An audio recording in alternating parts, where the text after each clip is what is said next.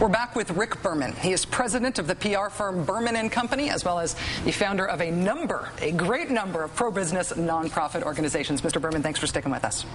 Glad to be here. All right, you have received a lot of attention over the years for your efforts. CBS memorably christened you Dr. Evil, a term that you seem to really relish. And I know that you said in an interview about 10 years ago in a trade magazine, you said that your strategy is to, quote, shoot the messenger.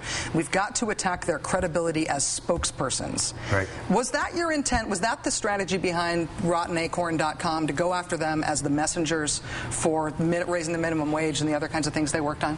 You know, most of the people that I go after, and Acorn is certainly in the crosshairs on this, are people who are hypocrites, people who say one thing and do another, people who are duplicitous. When I first found out about Acorn, it was because I had had a long history of working on the minimum wage.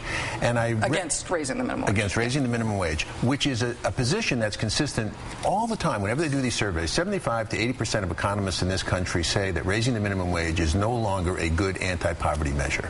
There are all sorts of studies for that. If you want to know more about it, you go to minimumwage.com. Which is run by Rick Berman. Okay. And the idea that raising the minimum wage hurts poor people is making people laugh all around the country. Well, let them laugh, but the point is that economists who have no dog in the fight say this because when you see that the average income, the average family income of a minimum wage worker today is approximately $50,000. You know, but that's But Rachel, let me finish about Acorn, okay?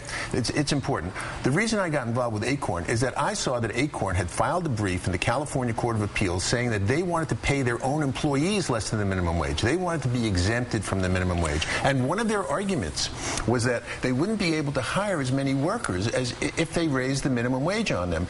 And they said, and this was really incredible, they said that if they could pay their workers less than the minimum wage, they would be poor and they would be better able to identify with their poor clients.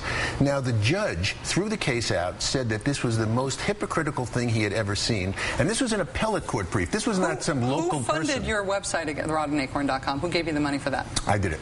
You did it yourself, personally? Yeah, I start a lot of these myself because I believe in them, and then I go to people and I say, listen, this is what I'm doing. If your beliefs are consistent with mine, will you help me get this thing out? And so it doesn't cost anything to put a website up. Right, but on the Acorn, so nobody ever supported that? That was out of the goodness of your heart? Yeah. The problem with that is that I can't prove it one way or another because you don't have to disclose it, and so I have to take your word on that, and I will. There's no reason not to.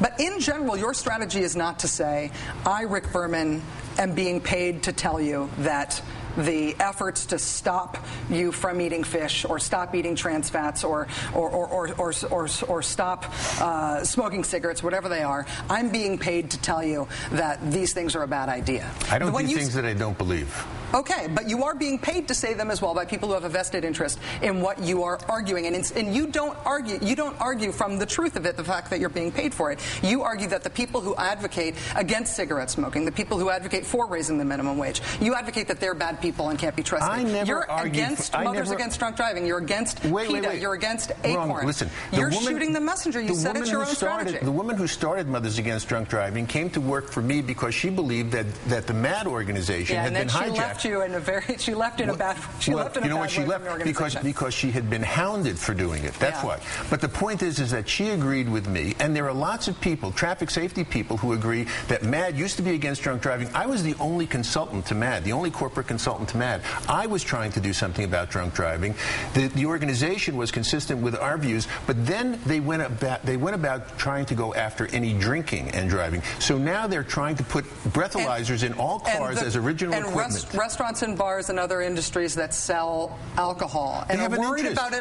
They have an interest in it, and they're paying you to say it. If you admitted that, but of course, nobody would call you Dr. Evil anymore. They'd just call you a PR guy. The reason that you're on the show is because you don't disclose who's paying you to say the things that you're saying. Well, then you can't have anybody on your show from the left or the right who is connected to these nonprofit organizations because they won't tell you who's funding them. And you think that's wrong? I think that they're entitled to do that. They're entitled to keep their donors quiet. I think that that's up to them. Rick Berman, president of Berman & Company, my sincere thanks for coming on tonight. I look forward to you taking down the website, attacking crew for not disclosing their donors, because you've had your change of heart right here on set with me. Hardly. Hardly. Doesn't matter what you think. It's what works for your business. I understand.